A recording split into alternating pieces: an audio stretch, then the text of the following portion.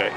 Yeah, so my name is Matt Miller. I live out at Scott Air Force Base in Illinois, just across the river. I used to work for Jacobs Technology when COVID started, and we had about 200 people that were supporting the United States Transportation Command.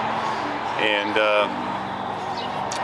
we had to learn how to get our folks out of the building. We had to get these folks, open up some technology so that we could support the warfighter and continue our operations.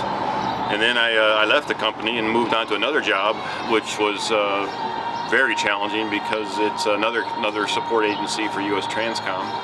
And I had people that were coast to coast, and we were bringing them in every 2 weeks to work with the customer, but we had to stop doing that because of the COVID situation. But all in all, I've had probably 20% of my population that worked with me come down with it in some form or fashion. And then some of my customers as well came down with the COVID, and which called us all to go into tracing and all these other things. How many is 20%? Is that a dozen people or? Oh no, I had I had 200 people on my first contract. So since when I left there, we had about 25, 30 people, somewhere around there that came down with COVID at some point. And then this last job, I only have about 25 people. And so far, I've had people come down with it, and it was a big to-do. But then others I found out had it, and because they're all remote, we never found out that they actually had it. They kept working right through it. So that was the unique thing with as the disease progressed and everyone got a little more comfortable with what was going on. Anyone close to you? Anyone close to me? No, just some real good close workmates. We used to get together every Tuesday. We'd go to a restaurant in town, and we would always have a Tuesday after drinks and just sit around and catch up and make sure everyone was okay. And we don't do that anymore. I haven't done that in a year now. Do you miss the camaraderie? Oh yeah. I missed those evening lunch and dinners where we'd get together and just catch up and make sure everyone's okay. And I know one person in particular that I haven't heard of since this happened. His family got sick, but he didn't get sick. But he still hasn't even reached out to me in 7 months now, and we used to get together once a week. So I'm not sure what's going on with him yet. I reach out to him often through text and through LinkedIn, and I still haven't heard anything back from him. Has anything in your personal life changed? Any new hobbies? Is spending more time at home? More time with the wife? Or? Yeah.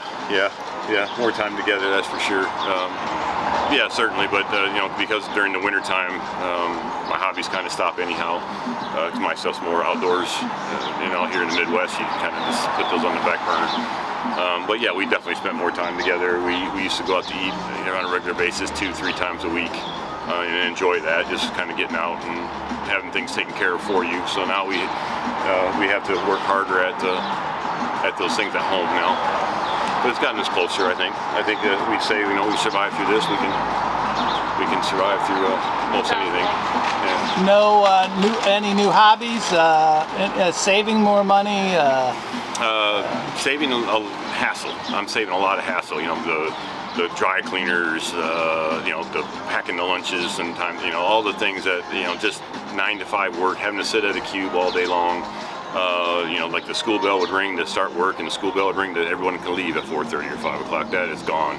So that's a good thing. That's a real blessing, I think. I really enjoy the fact now that you kind of go in, do your job, and leave. Has the lack of contact with friends and so forth led to any, say, mental health issues or loneliness or estrangement or any let's say anxiety? Certainly. My mom and my dad are about 80, 79 and 78 and 80. And they have some massive anxiety over all of this. Whenever I talk to them, they're very nervous over going anywhere. Whereas my sister and brother-in-law live in Dakota, and they're the polar opposite of it. So it's kind of interesting, And then when they go to see each other, they spent the whole time arguing about wearing masks or not. So that's been an interesting development with my family. Have you been tested and? Yeah, we tested a couple times. We went up to Michigan last July, and my dad has CLPD. So before we went up to the cottage and stayed at the lake up in Michigan, we all got tested before we went up there last July. fairly certain that we probably had run across it, you know, and just kind of muddled through it, and our health stayed healthy, but I'm pretty sure we both have had it. Because my wife